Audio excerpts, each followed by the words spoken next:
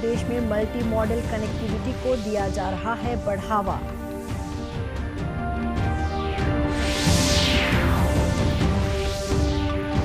अग्निपथ योजना के लिए नोटिफिकेशन जारी, छत्तीसगढ़ में पूर्व सैनिकों ने योजना का किया स्वागत।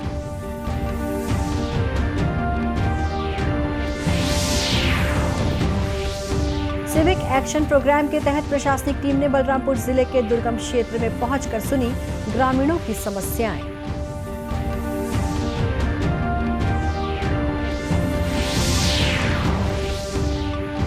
और केंद्र सरकार के स्वच्छ भारत अभियान से प्रेरित होकर महासमुंद में युवाओं ने तालाबों को स्वच्छ और पॉलिथीन मुक्त बनाने का संकल्प लिया।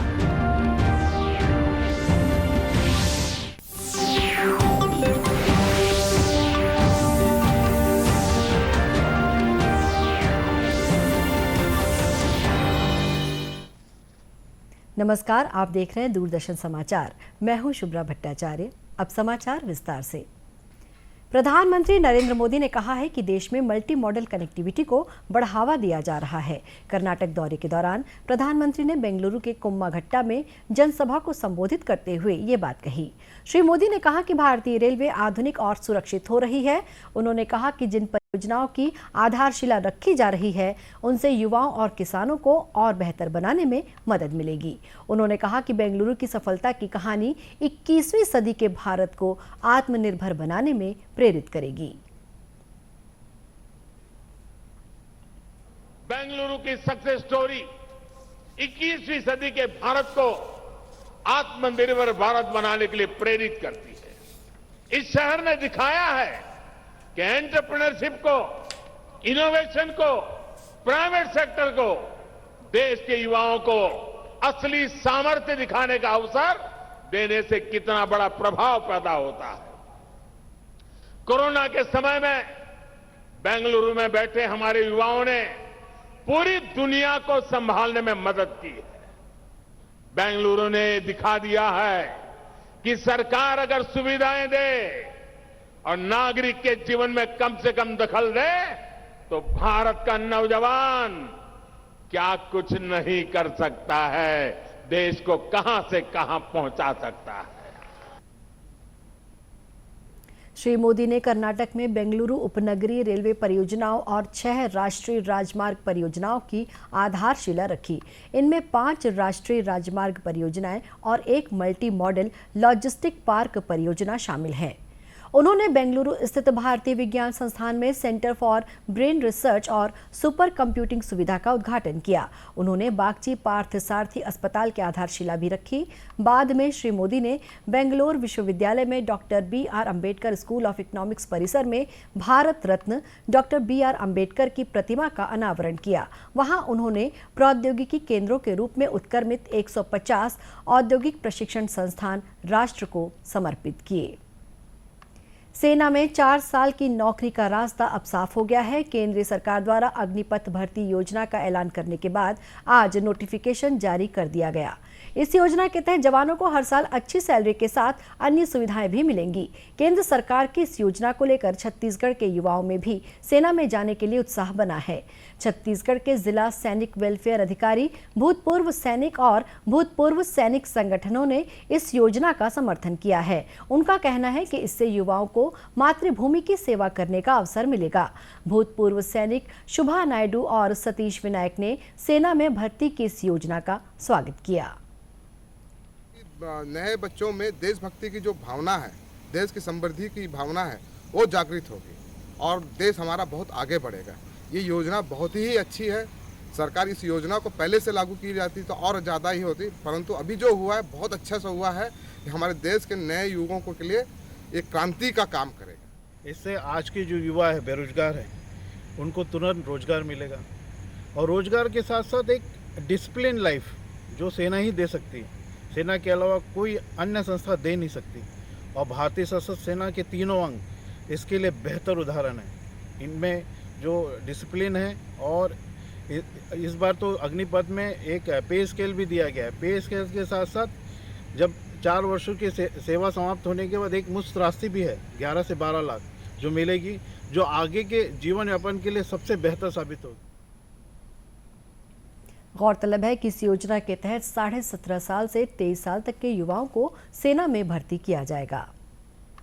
बलरामपुर जिले के नक्सल प्रभावित क्षेत्रों में आम लोगों की समस्याओं के निराकरण के लिए पुलिस विभाग सिविक एक्शन कार्यक्रम चला रहा है।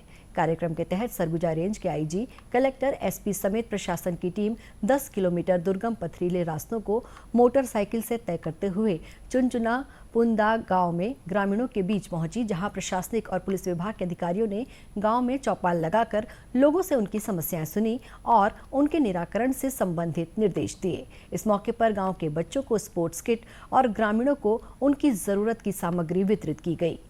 जिला कलेक्टर कुंदन कुमार ने गांव में विकास में सड़क, बिजली और पानी जैसी मूलभूत सुविधाओं के निराकरण के प्रति ग्रामीणों को आश्वस्त किया। तो सबसे बड़ा था कि रोड जो है वो नहीं बन पाया है, तो रोड को हम लोग प्रयास करेंगे अगले 6 महीने में, क्योंकि अभी बारिश का सीजन है तो अभी मुश्किल हो जाएगा, लेकिन रोड को बनाने का प्रयास अपने को करना पड़ेगा। स्कूली बच्चों को के लिए विशेष कार्यक्रम करेंगे जिसमें कि उसमें उनकी जो पठन पाठन सामग्री है और ये सब भी दिया जाएगा। किसानों के लिए जो है खाद बीज की कमी का कुछ था, तो हमने निर्देशित कर दिया है कि यहाँ विशेष जो यहाँ की कोऑपरेटिव सोसाइटी है तो स्पेशली उनको खाद और डीएपी और यूरिया उनको प्रोवाइड कराएगी। वहीं पुलिस अधीक्षक मोहित गर्ग ने माओवाद प्रभावित इलाके में सड़क निर्माण कार्य में पर्याप्त सुरक्षा व्यवस्था उपलब्ध कराने की बात कही। 250 से ज़्यादा ग्रामीण वहां पर उपस्थित हुए, जिसमें सभी वर्गों के लोग, महिला, पुरुष, बच्चे वहां पर आए।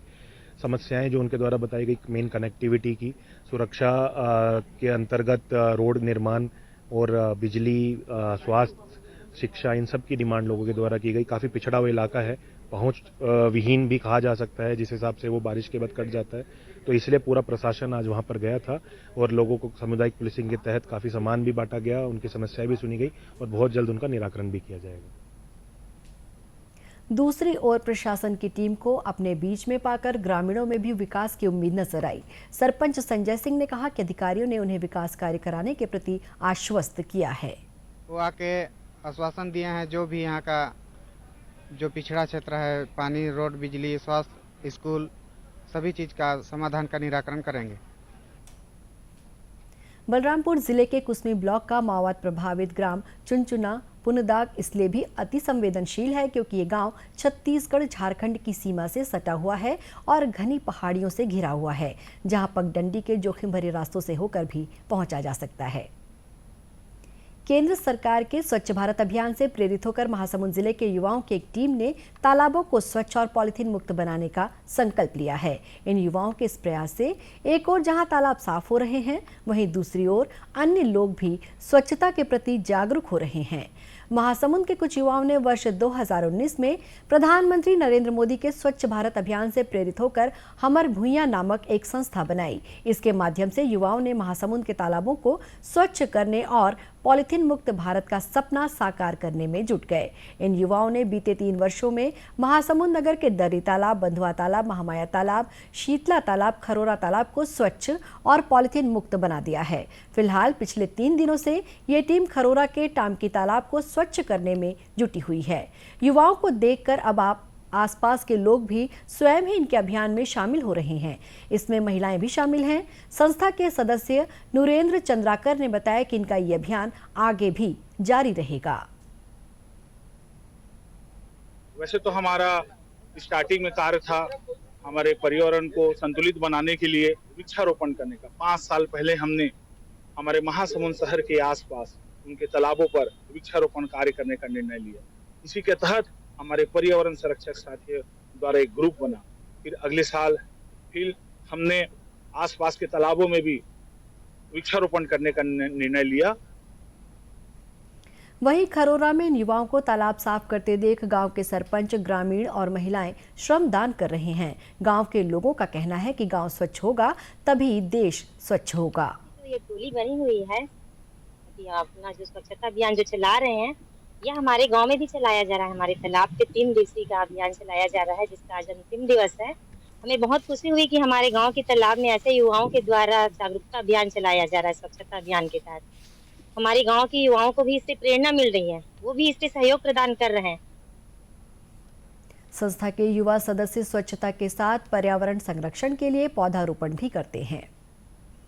कल अंतर्राष्ट्रीय योग दिवस मनाया जाएगा। इस मौके पर छत्तीसगढ़ सहित देश भर में योग पर आधारित अनेक कार्यक्रम होंगे। योग का महत्व बताने के लिए आज हम आपको तिर्यक भुजंगासन के बारे में जानकारी दे रहे हैं। इस आसन को करने से त्वरित ऊर्जा मिलती है।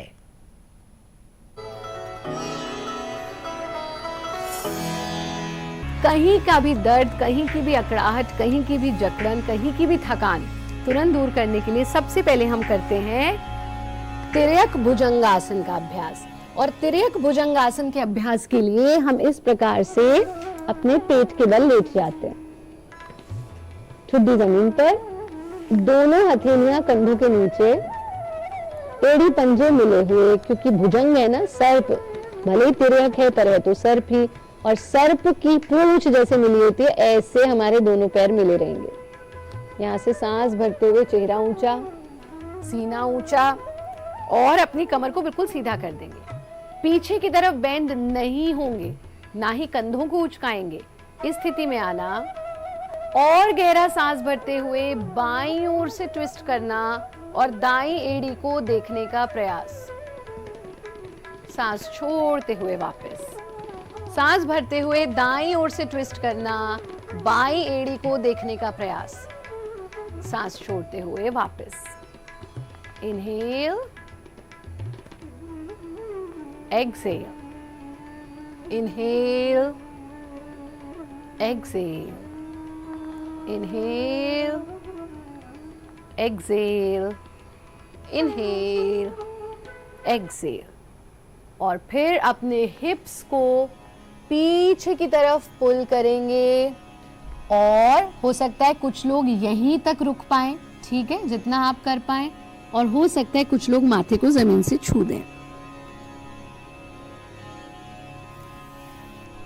फिर सांस भरते हुए हाथों को ऊपर उठाना और फिर से नमस्ते की स्थिति में आ जाना। यानी जब भी हम कोई भी बैकवर्ड बेंडिंग करते हैं, उसके बाद हमें फॉरवर्ड बेंडिंग जरूर करनी चाहिए। इस पूरे अभ्यास को आप 4 से 5 बार रिपीट कर सकते हैं।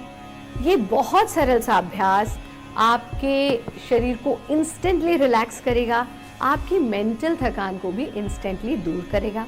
इसके साथ साथ बहुत महत्वपूर्ण है कि यदि आप थके हुए हैं तो एक बाल्टी में गुनगुना पानी लीजिए, उसमें अपने पैरों को डाल करके थोड़ी देर बैठिए, थोड़ी देर मुक्त हास कीजिए, थोड़ी देर इस प्रकार से अपनी पलकों को झपकिए, कम से कम 30 सेकंड्स, और गहरा श्वास लीजिए। आप देखेंगे कि आपकी थकान मिनटों में दूर हो जाएगी। अंत में मुख्य समाचार एक बार फिर से।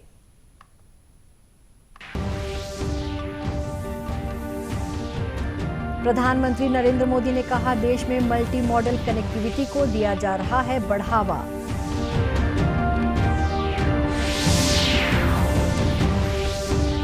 अग्निपथ योजना के लिए नोटिफिकेशन जारी, छत्तीसगढ़ में पूर्व सैनिकों ने योजना का किया स्वागत।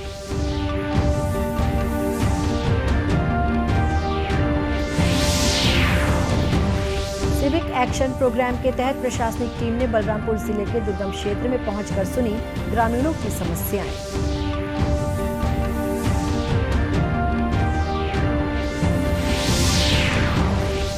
और केंद्र सरकार के स्वच्छ भारत अभियान से प्रेरित होकर महासमुंद में युवाओं ने तालाबों को स्वच्छ और पॉलीथीन मुक्त बनाने का संकल्प लिया। इसी के साथ ये समाचार बुलेटिन समाप्त हुआ। नमस्कार।